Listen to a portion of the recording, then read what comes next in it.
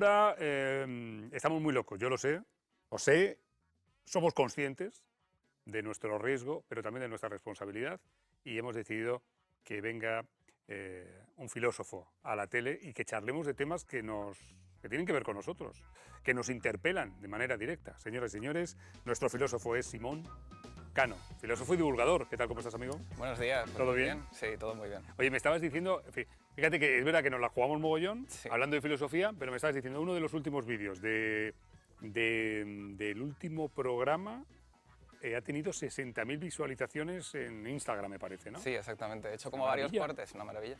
¿Y Sí. de qué hablamos? Hablábamos de feminismo. Sí, claro, también es cierto que los temas más ásperos yo creo que generan sobre todo mucha... O sea, si leo los comentarios que ponían, muchos eran bots que insultaban, ¿no? Pero sí es cierto que el algoritmo aprovecha un poco todo esto, ¿no? Que tiene mucho que ver con la inteligencia artificial. Vale. Que O sea, yo me alegro muchísimo del dato, porque es verdad que... Es un dato bueno, ¿eh? El otro día vi que un vídeo de una persona moviendo un caracol tenía 1 millón de visualizaciones, ¿no? Entonces, sí. Claro, no podemos competir con Montoya. No. No podemos competir con Montoya. Pero que un vídeo hablando de filosofía y de feminismo tenga 60.000 visualizaciones solo en tu cuenta de Instagram me parece un dato muy significativo. Así que no vamos por mal camino. Dicho esto, con Simón Cano hablamos de temas que tienen que ver con la actualidad, que tienen que ver con la filosofía. Y hoy queríamos hablar de la inteligencia artificial, de la IA, todos los días. Todos los días hay alguna noticia con respecto a la inteligencia artificial. ¿Cómo se ve esto? ¿Qué preguntas os hacéis los filósofos con esta nueva tecnología? pues fíjate, para mí realmente cuando se habla de la tecnología, de la inteligencia artificial, me gusta mucho apelar a un texto que no se ha utilizado tanto como debiera, que es las meditaciones sobre la técnica de Ortega, ¿no? De hecho, una de las primeras frases del ensayo empieza diciendo que uno de los grandes problemas que tendremos las generaciones venideras es precisamente los problemas y responsabilidades con respecto a la técnica, ¿no? Porque para él nosotros nacemos en un estado de naturaleza que vamos deformando a través del uso técnico, ¿no? Y vamos modificando las necesidades que teníamos, es decir, comer, calentarnos, ¿no?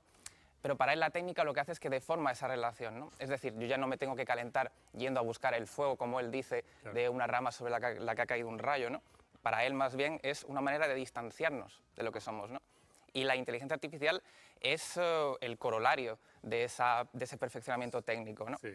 Entonces, para filósofos como por ejemplo para José María Lasalle, realmente la revolución digital ha permeado prácticamente todos los rincones de nuestra vida, ¿no? Apenas hay una parcela que no esté alejada de lo digital y de la inteligencia artificial. Lo que ocurre es que es cierto que a nivel filosófico, conceptualmente, en muchas ocasiones falta precisión, ¿no? Es decir, como que la inteligencia artificial como que se utiliza como campo... Un segundo, Simón, es que me parece que tenemos un problemita mínimo con tu petaca y te la vamos a cambiar como si esto fuese el box de un Fórmula 1.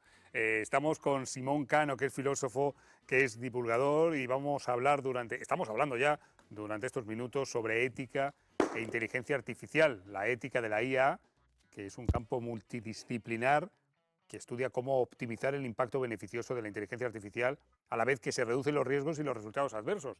Porque la inteligencia artificial es una oportunidad, pero también es un riesgo. Ya te han cambiado la... ¿Puedo hablar? La petaca, puedes hablar. Y antes estabas hablando bien, pero ya el sonido ahora es perfecto, supongo. Así que no. Son cosas del directo. No, son sin cosas ningún del problema. directo. Vale. La inteligencia artificial. A mí me da la sensación de que cuando se habla de inteligencia artificial es una especie de campo semántico en el que se meten muchísimas cosas, ¿no? La gente habla de inteligencia artificial y yo creo que lo relacionan sobre todo pues, con el chat GPT, con el famoso DALL-E, que el DALL-E lo que hace es generar imágenes a partir de una descripción, ¿no? Pero realmente la inteligencia artificial es mucho más antigua, ¿no?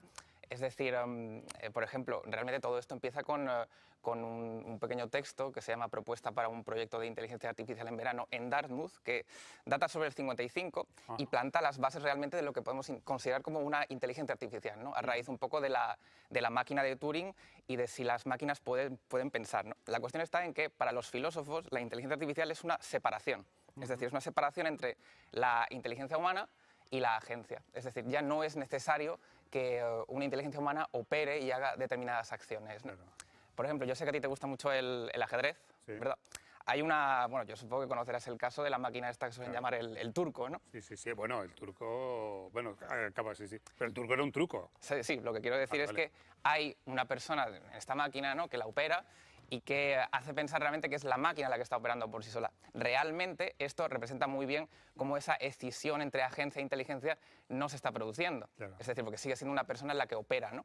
Sin embargo, la inteligencia artificial, que es, realmente podemos considerar como una rama de las ciencias cognitivas, lo que realmente persevera es en distanciar estos dos polos, ¿no? Es decir, que no haga falta una persona para realizar una acción que habitualmente relacionamos con el agente que la produce, ¿no? Claro, pero habrá gente en casa que te esté diciendo, ya, pero la inteligencia artificial está nutrida del conocimiento de los seres humanos. Efectivamente. De alguna manera es una inteligencia humana también, ¿no?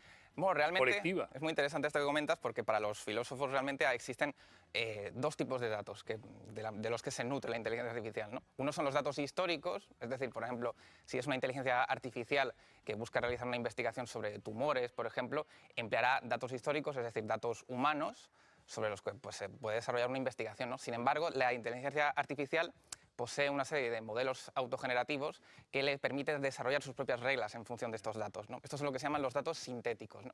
Hoy en día realmente las inteligencias artificiales emplean una serie de datos que se pueden llamar datos híbridos, ¿no? Es decir, desarrolla sus propias reglas en función de los datos históricos o reales, es decir, basados en la realidad, de tal forma que puede aprender, ¿no? Sin embargo, también hay que considerar que hace poco salió un artículo sobre cómo la inteligencia artificial también es una forma de burbuja económica, ¿no? Es decir, hay muchos investigadores que están viendo que nunca, digamos, la IA dura o la IA fuerte, es decir, la IA fronteriza, aquella que puede actuar con plena autonomía, Sí. está limitada a muchos aspectos, ¿no? Es decir, uno de los problemas éticos a nivel filosófico que plantea es esta falta de responsabilidad que puede existir, ¿no? Claro. Es decir, uno de los problemas que uno diría, bueno, esto a lo mejor no tiene mucho que ver con la inteligencia artificial, pero la tiene, que son los submarinos dirigidos no tripulados, ¿no? Sí. Que se utilizan para mover droga, ¿no? Por ejemplo, Entonces, narco submarino, na- teledirigido. No hace falta que sea teledirigido, es decir, simplemente con el algoritmo de la distancia. Ah, ya vale, sabe- vale, el submarino va. Esto plantea una serie de problemas a nivel de responsabilidad, porque realmente no hay manera de establecer una conexión entre un operador, es decir, en este caso el narcotraficante, y el aparato, ¿no? Claro. Entonces, esta inadaptación del concepto de responsabilidad Claro. genera grandes Es conflictos. muy interesante esto que estás diciendo, porque la inteligencia artificial, no ahora, pero en el futuro, bueno, incluso ahora ya, puede darnos un diagnóstico médico con precisión Sí, o puede darnos una sentencia judicial efectivamente. perfecta, Sí, sí, pero ¿quién es responsable claro. de la posibilidad de un error al respecto? Claro, porque hay un problema y es que el nexo del umbral de la intención que se le asume a la persona cuando actúa no se lo podemos achacar a la máquina, ¿no? Claro. Y has comentado una cosa muy interesante con respecto a lo jurídico, ¿no? Porque es cierto, lo comenta Lassalle en su libro sobre la civilización artificial, realmente un abogado también está trabajando a partir de una serie de datos históricos, ¿no? Los precedentes, ¿no? Sin embargo, una inteligencia artificial, ya se está haciendo, también puede trabajar en torno a casos a partir de esos precedentes históricos, ¿no? Ya. Entonces, realmente vemos, que es una cosa que comenta Luciano Floridi, que es un referente en este tipo de cuestiones, cómo nuestros entornos de trabajo se han ido envolviendo, es decir, han ido cogiendo un poco la forma de lo que se llama el sistema de caja, ¿no? Se han racionalizado hasta tal punto que realmente son muy adecuados para la ingeniería artificial, ¿no? Es decir, nuestros entornos son cada vez más racionales, más rígidos y que de alguna manera también han ido puliendo esas imperfecciones humanas que para la filosofía se acaban convirtiendo en algo que hay que cuidar. Es decir, para Lassalle un gran problema es esta migración que se está produciendo al mundo virtual, ¿no? Es decir, nuestras relaciones humanas se han visto tratadas de una manera muy difusa. Estamos hablando de filosofía e inteligencia artificial y ya veis que hay una relación directa que tiene que ver con la ética, fundamental. Me tengo que ir a Publi, pero después te voy a preguntar por lo de... tú lo que necesitas es un podcast. Sí. No, podcast no, que el podcast ya es como lo ha copado todo. No, pero me refiero por lo menos a extensión, Sí. ¿sabes? Que sea algo muy largo. ¿no? Sí, Porque verá que esto es un ratito, no podemos tampoco... No, pero lleva razón. La filosofía necesita planta sus semillas, ¿no? calma, eso es verdad. Vuelvo a dar el dato, ¿eh? La semana pasada hablando de feminismo, uno de los clips, 60.000 visualizaciones solo en su cuenta de Instagram. Oye, quería comentar contigo la nueva ley de protección a los menores en entornos digitales. justo coincide esta ley con la emisión de una serie de la que todo el mundo está hablando, que se llama Adolescencia, y es una ley que dice que todavía no ha salido, esto tiene que pasar por el Parlamento, ya sabéis cómo funcionan estas cosas, una ley que dice que los dispositivos electrónicos deben tener un control parental efectivo, que deben tener un etiquetado informativo real sobre sus riesgos. Y, por ejemplo, los menores no van a poder darse de alta en aplicaciones como TikTok o Instagram si no tienen 16 años. Si tienen menos de 16 años van a necesitar de una autorización maternal, de lo que sea, o del tutor. ¿Qué te parece?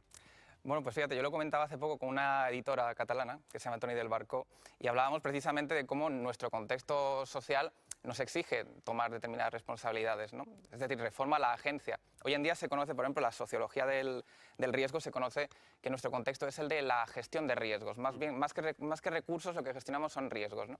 Y la infoesfera, que al fin y al cabo es el panorama en el que se produce este tipo de cuestiones, plantea sendos dilemas éticos en la medida en que, por ejemplo, la inteligencia artificial se puede utilizar para crear bots que lo que hacen directamente es acosar a las personas. Por ejemplo, hay un bot que fue diseñado por Microsoft que lo que utilizó fue los mensajes, vamos a decir, machistas que había en redes sociales para acosar a una filósofa feminista, ¿no? Sí.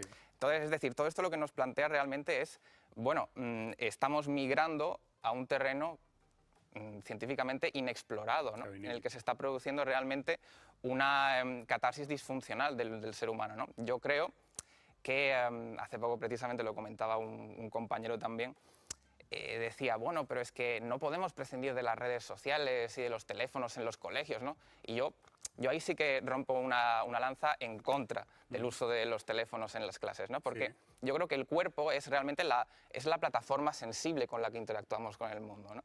Es decir, el reontologizar nuestra realidad a partir de lo digital también implica una pérdida de autenticidad del individuo, ¿no? Yo creo que ese es uno de los riesgos que estamos gestionando y que efectivamente se solucionan con legislación. Ahora bien, también hay problemas éticos con respecto a cómo algunas empresas blanquean sus éticas, empleando otras. Es decir, que un gran problema siempre es la aplicación de la teoría a la práctica, ¿no? Hay muchas tecnologías que con la excusa del liberalismo tecnológico se lavan las manos. ¿Crees que a lo mejor la solución... Bueno, para empezar hay un debate, empieza a haber un debate social sobre este tema. Creo que nos estamos empezando a dar cuenta de que el tema de los móviles, las redes sociales, todo esto tiene contraindicaciones. Está bien que haya un debate, me parece, como para empezar. ¿Podría pasar la solución por regulación, normativas reales? Pues yo qué sé, yo cuando cojo el coche voy a 120 km por hora, podría ir a 200 km por hora, pero hemos entendido que hay que ir a 120. Regulación con respecto a las redes sociales, con respecto al uso de las tecnologías. Y dos, diálogo. Porque yo creo que si algo nos está enseñando la serie esta de adolescencia es que tenemos que hablar más todos. Claro, de cuerpo a cuerpo, de persona a persona, precisamente en la ética aristotélica que está contenida en 2 o 3 libros, el Magna Moralia, por ejemplo. La ética surge ante una nueva necesidad de un proyecto de cohesión social, ¿no? Es decir, el demos, el pueblo, se encarga de autogestionar su propio gobierno, ¿no? Lo que pasa es que ahí los agentes son las personas, pero realmente la tecnología, lo digital, la inteligencia artificial, este saco en el que metemos todo lo virtual, es otro agente más. Es lo que dice realmente Lasalle o lo que proponía Latour. Es un actor más dentro de nuestro tejido social. Es decir, a nivel de comprensión y de marcos teóricos, es casi como otra persona. La cuestión está en qué lugar le vamos a dar en esta civilización artificial que preconizamos, ¿no? Para mí, efectivamente, es el diálogo, pero sobre todo el generar una autoconciencia responsable de su uso, ¿no? Porque en esa migración hacia lo digital, nuestra identidad, autenticidad, nos convertimos en un sujeto de datos, ¿no? Es decir, lo que tendría que inherir en nosotros es nuestra capacidad por relacionarnos con la alteridad, no el simplemente tratarla de una manera racional, matemática, probabilística, porque para eso efectivamente ya están las máquinas. Joder, qué bueno. Mira, pues nos llevamos varias cositas a casa, ¿no? Empezar a plantearnos lo de la regulación, empezar a plantearnos lo del diálogo, el debate entre todos y entre generaciones.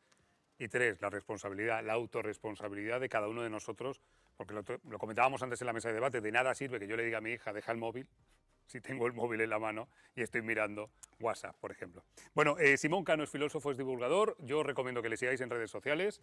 ¿Quieres decir algo más? Si no, te despido hasta la semana que viene y seguimos hablando de filosofía. También está bien que si alguno quiere consultar Dialnet, que es donde tengo los artículos académicos, que son los largos, son los aburridos, pero siempre hay alguna semilla para germinar, ¿no? Decía precisamente Shakespeare en Macbeth esto de nunca podemos saber lo que va a salir de la semilla antes de tiempo, ¿no? Pero con el conocimiento, pues tendemos siempre a la excelencia. Bueno, pues aunque sea un poquito, un rato, poco tiempo aquí en la tele, sigamos sembrando semillas. Gracias, Simón. Nada, a ti, como siempre. Filósofo. Y